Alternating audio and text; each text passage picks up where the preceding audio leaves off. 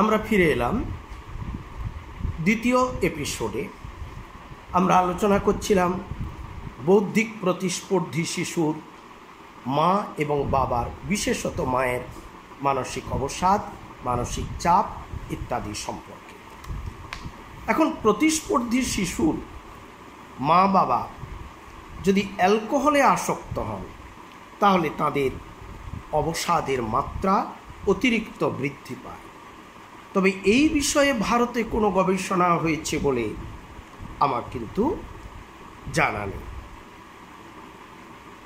বিকাশগতভাবে প্রতিস্পর্ধী শিশুর মার মানসিক চাপ অধিক, ফলে এই অতিরিক্ত চাপ মুক্তির জন্য মারা অন্যান্যদের নিকট অতিরিক্ত প্রাক্ষবিক সহায়তা লাভের প্রত্যাশা করেন।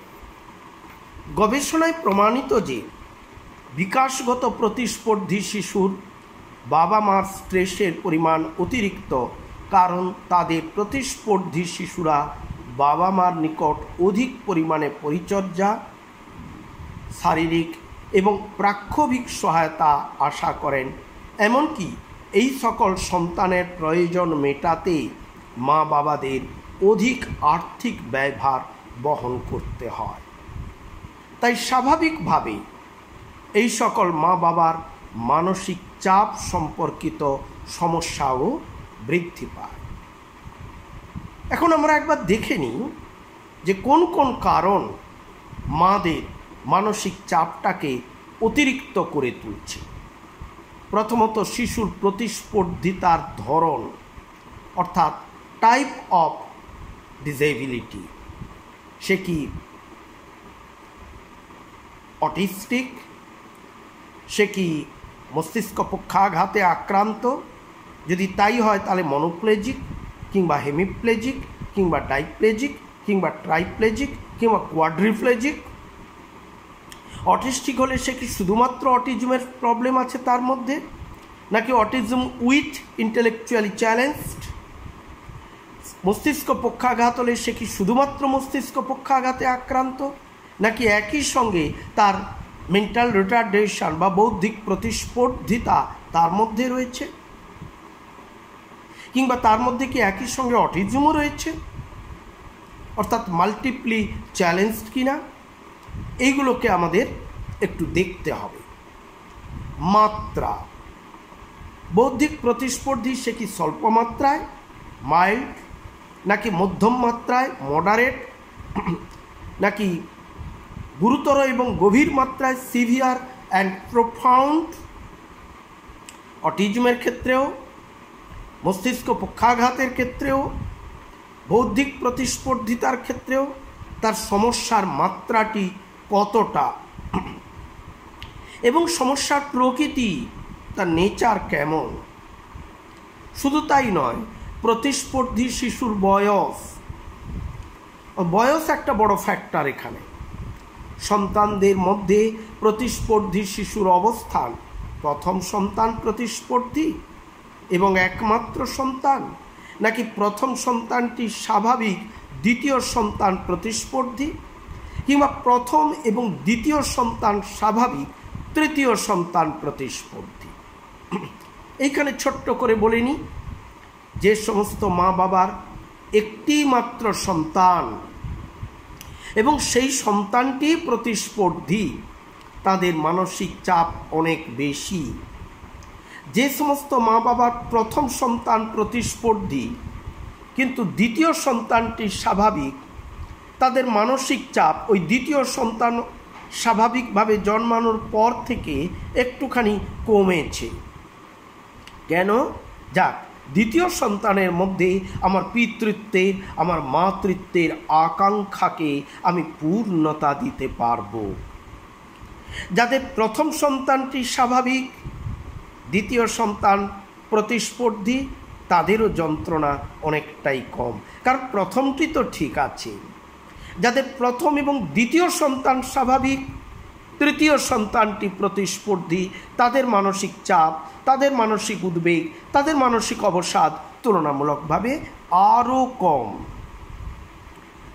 তারপরে প্রতিস্পর্ধিতা কি জন্মগত নাকি অর্জিত, আইদার কনজেনিটাল অর অ্যাকোয়ার, অর্থাৎ মাতৃজঠর থেকে, মাতৃগর্ভ থেকে যখন তার মুক্তি ঘটেছে তখনই আইডেন্টিফাইড হয়েছে যে তার সন্তানটি ডিসেবলড, চ্যালেঞ্জড ওয়ান, নাকি বাচ্চাটি হয়েছিল সুস্থ, স্বাভাবিক, হাসছিল, খেলছিল, উঠে দাঁড়াচ্ছিল, তারপরে কোনো একটা অসুখ হলো, কোনো জ্বর হলো, মাথায় চূড়ান্তভাবে কোনো আঘাত লাগলো ইত্যাদি বিভিন্ন রকমের কারণ, কোনো সংক্রামক ব্যাধিতে সন্তানটি সংক্রামিত হলো, তারপর থেকে সন্তানটি চুপ করে গেল, আর সে কথা বলে না, আর সে হাঁটে না, আর সে হাসতে পারে না, আর স্বাভাবিক সুস্থ শিশুর মতো তার আচরণ নেই।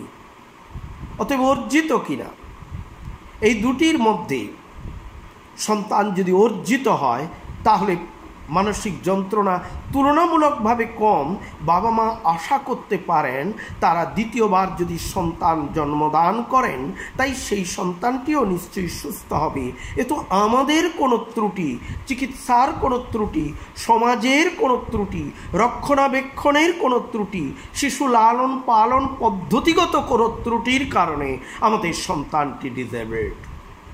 তার মানে either my self or we or the concerned doctor or the nurse বা sister or the society or the family members or the community is responsible for being the disabled of my baby. কিন্তু যদি সন্তানটি আমার জন্মগত হয় তাহলে মা প্রশ্ন করছেন আমার গর্ভের মধ্যে রয়ে গেছে ত্রুটি, বাবা প্রশ্ন করছেন আমার শুক্রাণু বা দেহ বীজের মধ্যে থেকে গেছে ত্রুটি। অতএব আমরা আর দ্বিতীয় একটি সন্তান জন্মদানের কথা ভাবতে পারি না। যদি দ্বিতীয় সন্তানটি ডিসেবলড হয়, যদি তৃতীয় সন্তানটি ডিসেবলড হয়, আমি পেয়েছি একই পরিবারে পরপর 4টি সন্তান, 4টি পুত্র সন্তান এবং 4টি ইন্টেলেকচুয়ালি চ্যালেঞ্জ। মা বাবাকে জিজ্ঞেস করেছি কেন প্রথম সন্তান ডিসেবলড হওয়ার পরে কেউ কিছু বলেনি? বলে না, ভেবেছি দ্বিতীয়টা ঠিকঠাক হবে, হলো না, দ্বিতীয়টাও ডিসেবলড। ভেবেছি তৃতীয়টা ঠিকঠাক হবে, তাও হলো না, ডিসেবলড। তাহলে মেনে তো নেওয়া যায় না।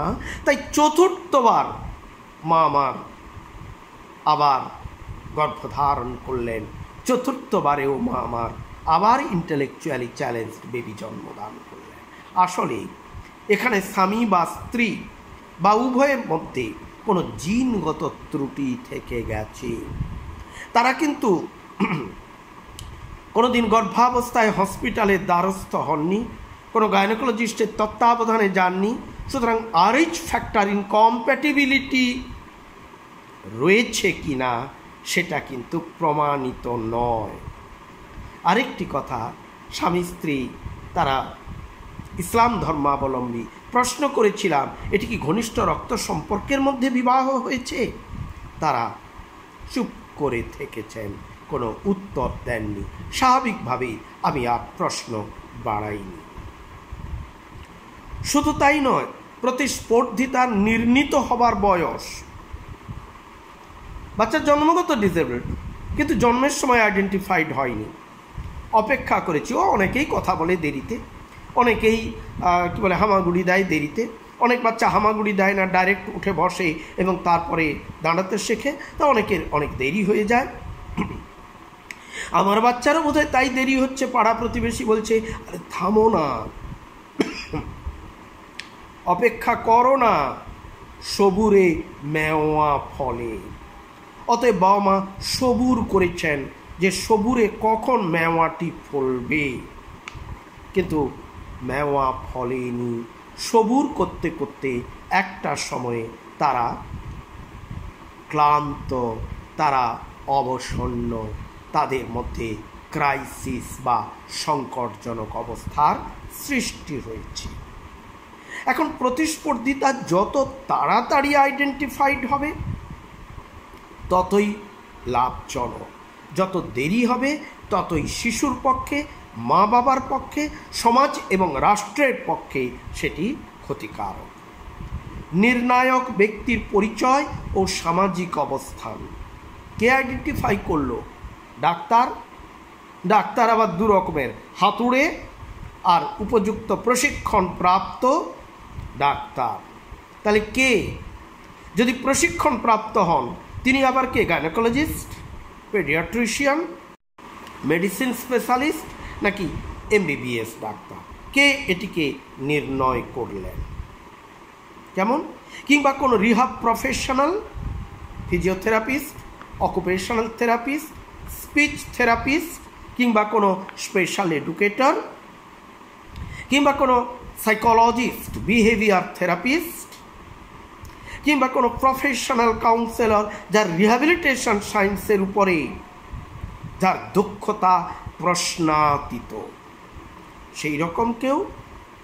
নাকি কোনো ক্লার্জিম্যান, পুরোহিত, চার্চের যিনি প্রধান, কিংবা কোনো মৌলবী, হুজুর, তিনি আবিষ্কার করলেন that your child is A disabled one. অতএব কে বলছেন এই কথাটা? যিনি বলছেন তার বলবার ক্ষেত্রে কতটা রাইটস আছে, whether he or she is sufficiently trained. Not only training is sufficient, whether he or she has sufficient experience to identify such type of children,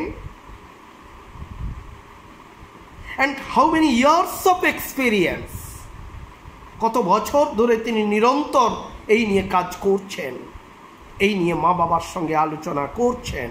অতএব এটি অত্যন্ত গুরুত্বপূর্ণ। আবার শিশুর অক্ষমতার নির্ণীত হবার সঙ্গে সঙ্গে মা বাবা কি কোনো উপযুক্ত পরামর্শ লাভের সুযোগ পেয়েছেন? ওরে বাবা, 25 বছর ধরে তথ্য সংগ্রহ করছি, অসংখ্য ছাত্র ছাত্রীকে কারো এমএড ডিসার্টেশন, কারো স্পেশাল বিএডের প্রজেক্ট ওয়ার্ক, কারো স্পেশাল এমএডের প্রজেক্ট ওয়ার্ক করিয়েছি, এমএসডব্লিউতে প্রচুর ছাত্রছাত্রীকে গাইড করেছি, এমফিলে গাইড করেছি, পিএইচডিতে করেছি এবং করছি, নিজেও এই বিষয়ের উপর গবেষণা করেছি।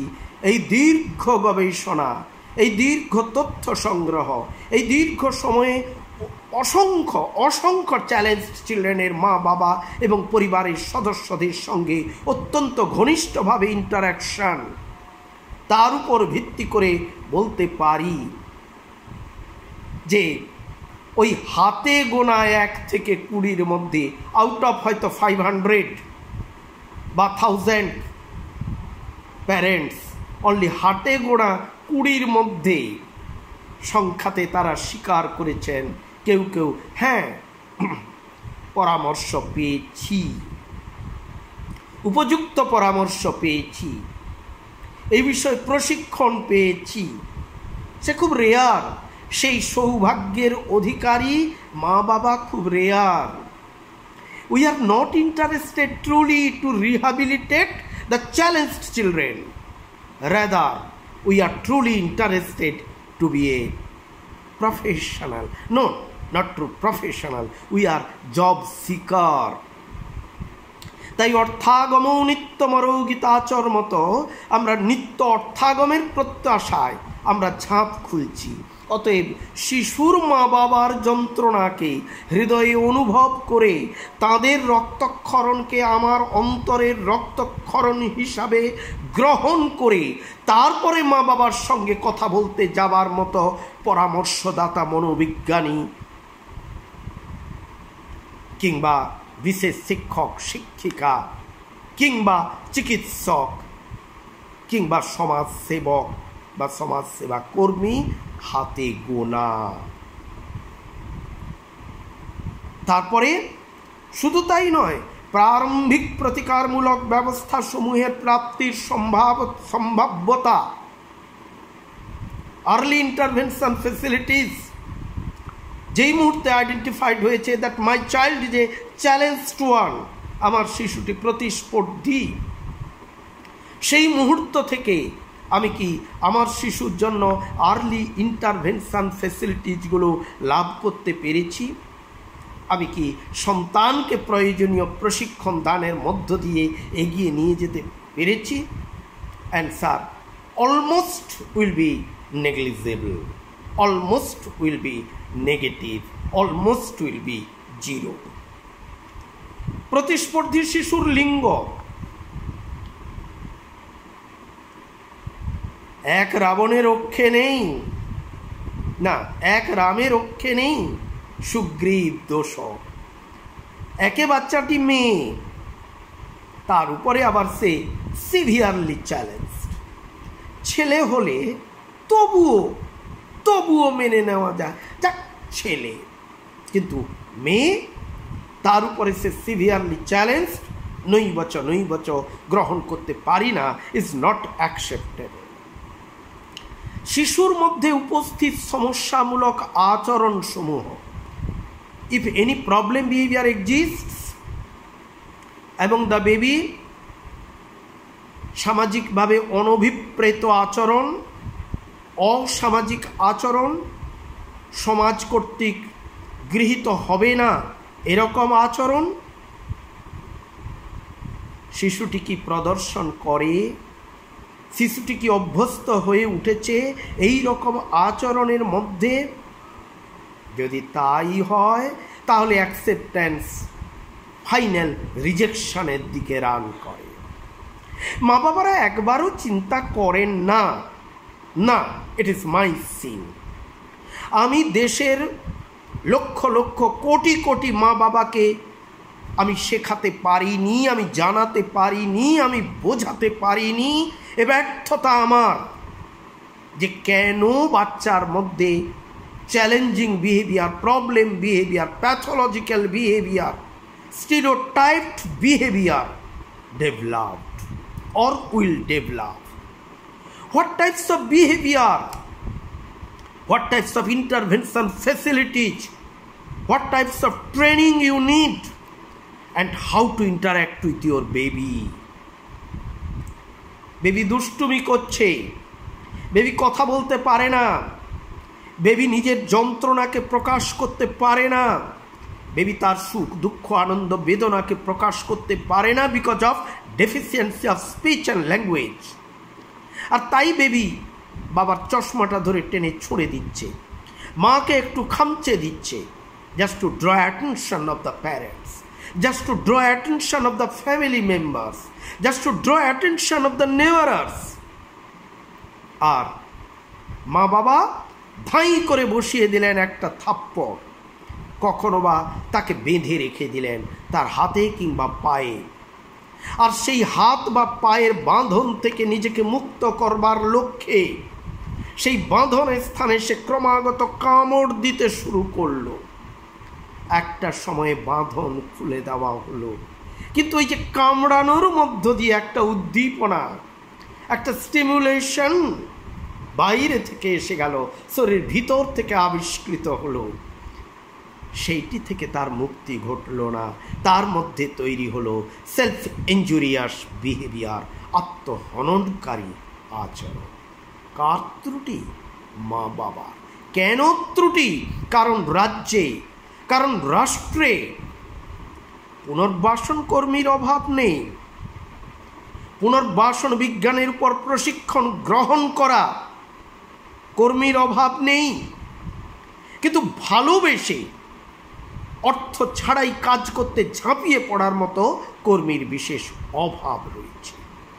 আর সরকার তিনি ততোধিক নেতিবাচক মনোভাব প্রদর্শন করছেন এই সমস্ত পুনর্বাসন বিজ্ঞানে প্রশিক্ষণ প্রাপ্ত মানব সম্পদের প্রতি। কারণ সরকারি পদে যারা বসে রয়েছেন, they are not aware about the problem of the disabled children as well as their parents and family members. They are not aware about the fact. অতএব স্বাভাবিকভাবেই ঠান্ডা ঘরের মধ্যে বসে থেকে তারা কি করছেন? আইন প্রণয়ন করছেন, নিয়ম সৃষ্টি করছেন নিত্য নতুনভাবে। তারা প্রশিক্ষণ গ্রহণ করেননি, আর যারা প্রশিক্ষিত ছিলেন ওই চেয়ারে ওঠার পরে তারা সব কিছু ভুলে জলাঞ্জলি দিয়ে তারা উপরিওয়ালার পায়ে নিয়মিত তৈলমর্দন করে চলেছেন। বললে তাদেরকে তারা বলেন কি করব, বস ফাইল ছাড়ছেন। তাহলে what is my responsibility, what is my duty? আমি আমার ডিউটিকে কিভাবে এক্সিকিউট করলাম? আমি তো করলাম না, আমি তো চেয়ারে বসে আছি, আমি অন্য কাজে ব্যস্ত হয়ে পড়েছি। যে জন্য আমাকে নেওয়া হয়েছিল সেই কাজটাকেই আমি বড় একখানা রাজভোগ তৈরি করে দিয়ে সরে পড়লাম।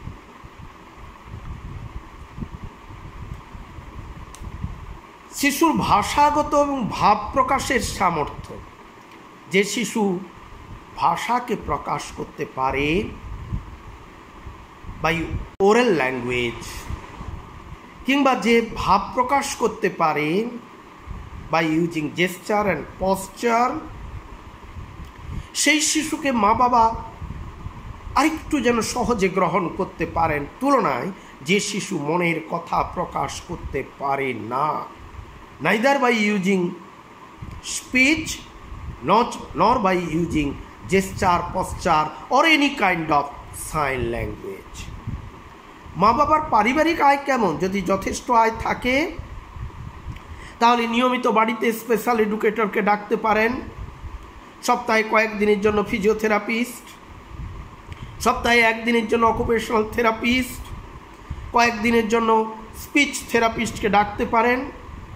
উপযুক্ত সাপোর্ট সার্ভিসগুলো টাকার বিনিময়ে কিনে আনতে পারেন।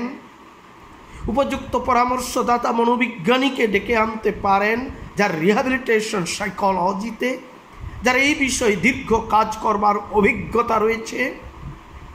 অতএব পারিবারিক আয় বেশি হলে, স্বামী স্ত্রীর উপার্জন বেশি থাকলে বেবিটাকে এগিয়ে নিয়ে যাওয়া তুলনামূলকভাবে সহজ। আর যেখানে অর্থের অভাব, যেখানে দারিদ্র, হে দারিদ্র নমস্তুভ্যং সিদ্ধোয়ম তৎপ্রসাদতঃ পশ্যামহং জগৎ সর্বম নমাম পশ্যতি কশ্চন। আমার দারিদ্রের কারণে আমার দিকে কেউ মুখ তুলে চায় না, কেউ আমার দিকে মুখ তুলে চায় না। পরিবারের গঠন, নিউক্লিয়ার ফ্যামিলি আর জয়েন্ট ফ্যামিলি, এই দুই ফ্যামিলিরই কিছু ভালো দিক আছে, কিছু মন্দ দিক আছে। তবে জয়েন্ট ফ্যামিলি যদি গ্রহণ করে নেয়, পরিবারের সমস্ত সদস্যরা যদি ঝাঁপিয়ে পড়ে বলেন ও আমাদের সন্তান, ও আমাদের পরিবারের একজন, যদি ডিফেক্ট হয়ে থাকে, it is our defect, it is our problem, we must everybody amongst us must look after this baby, তাহলে বলবো জয়েন্ট ফ্যামিলি ইজ আইডিয়াল। আর যদি তা না হয় তাহলে বরঞ্চ nuclear family will be ideal. শিশুর পরিবারের সদস্যদের মধ্যে পারস্পরিক সম্পর্ক পজিটিভ অর নেগেটিভ, বন্ধু, প্রতিবেশী, পরিবার বা সহকর্মীদের নিকট থেকে সহায়তা প্রাপ্তির সুযোগ ইত্যাদি। আমার নিজস্ব গবেষণা 2011-2012-তে পরপর পাবলিশ হয়েছে এই গবেষণা। পিতামাতার মানসিক চাপ পারস্পরিক দাম্পত্য সম্পর্ককে ব্যাহত করে, এমনকি কোনো কোনো ক্ষেত্রে বিবাহ বিচ্ছেদের স্বীকৃত কারণ হিসাবে চিহ্নিত। তবে আমার যে গবেষণা, আমার মনে আমার একার নয়, আমার সঙ্গে আমার দুই ছাত্রী ভট্টাচার্য অ্যান্ড মুখার্জি 2006-এর যে গবেষণা, তাতে একথা প্রমাণিত নয়, কিন্তু পাশ্চাত্যের বহু গবেষণাতেই প্রমাণিত যে দাম্পত্য সম্পর্কের মধ্যে স্থায়ীভাবে একটা বিচ্ছেদ তৈরি হয়ে যায় due to the birth of the challenged child, particularly developmentally challenged child. তবে গবেষণায় প্রমাণিত নয়, কিন্তু যখন ইন্ডিভিজুয়াল কেস হিস্ট্রি স্টাডি হয়, সেখানে আমি কিন্তু একাধিক কেস দেখেছি যেখানে শুধুমাত্র due to the birth of the challenge children divorce অকার।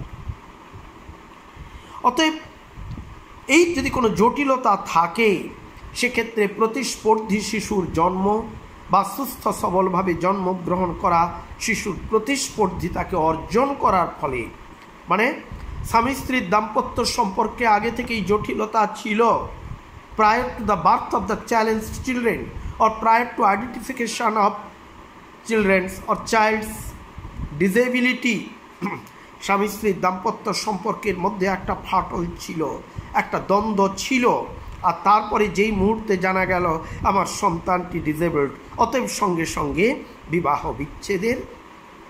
বিবাহ বিচ্ছেদ ঘটল। আমার 2006 গবেষণাতে এটি প্রমাণিত। কিন্তু বাইরে থেকে প্রকাশিত যে প্রতিস্পর্ধী শিশু বিবাহ বিচ্ছেদের কারণ আসলে ছিল অন্য জটিলতা, অন্য সমস্যা। স্বামী কিংবা স্ত্রী দুজনেই কেউ অন্য ধরনের জটিলতাকে বাইরে প্রকাশ করতে চাননি।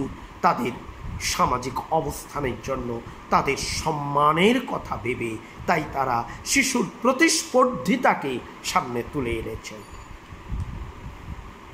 আবার কোনো ক্ষেত্রে, এটাও আমার গবেষণা, এটাও কেস হিস্ট্রি আমার স্টাডি রয়েছে, কোনো ক্ষেত্রে শিশুর প্রতিস্পর্ধিতাকে সামনে রেখে মা বাবা বরঞ্চ আরও ঘনিষ্ঠ সম্পর্কের মধ্যে আবদ্ধ হয়ে যায়। অতএব মা বাবা পরস্পরকে আরও ঘনিষ্ঠভাবে জানার, বোঝার তারা চেষ্টা করেন এবং শক্ত হাতে সমস্ত ধরনের বাধাকে অতিক্রম করতে তারা প্রয়াসী হন। যে সমস্ত ক্ষেত্রে স্বামী বা স্ত্রীর মধ্যে একজন বিচ্ছেদ নিয়ে পলায়ন করেন অথবা একত্রে থেকেও শিশুর সমস্যা থেকে নিজেকে দূরে সরিয়ে রাখেন, সেক্ষেত্রে অন্যজনের, অর্থাৎ স্বামী যদি সরে যান স্ত্রীর উপরে, স্ত্রী যদি সরে যান স্বামীর উপরে অতিরিক্ত চাপ আসে এবং এই অতিরিক্ত শারীরিক, মানসিক, সামাজিক, আর্থিক চাপ ব্যক্তির উপরে মানসিক চাপ সৃষ্টি করে এবং অবসাদ অতিরিক্ত বৃদ্ধি পায়। আবার শিশু লালন পালনের সামর্থ্য তথা গুণগত মানও তাদের হ্রাস পায়। বিকাশগত প্রতিস্পর্ধী শিশুর মা বাবার প্রাক্ষবিক চাপ অতিরিক্ত বৃদ্ধি পায়। এরা নৈর্ব্যক্তিক এবং আত্মসম্বন্ধীয় চাপের অভিজ্ঞতা লাভ করেন। শিশুর চাহিদার প্রতি এদের মনোযোগ কমে যায় এবং প্রায়শই শিশুর প্রতিস্পর্ধিতাকে গ্রহণ করতে এনারা ব্যর্থ হন।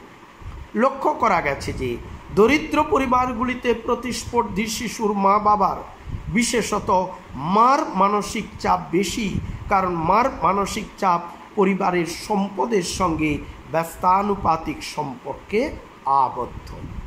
মায়ের মানসিক চাপ তখনই বৃদ্ধি পায় যখন উপার্জন কম হয়, মায়ের মানসিক চাপ হ্রাস পায় যখন উপার্জন বেড়ে যায়।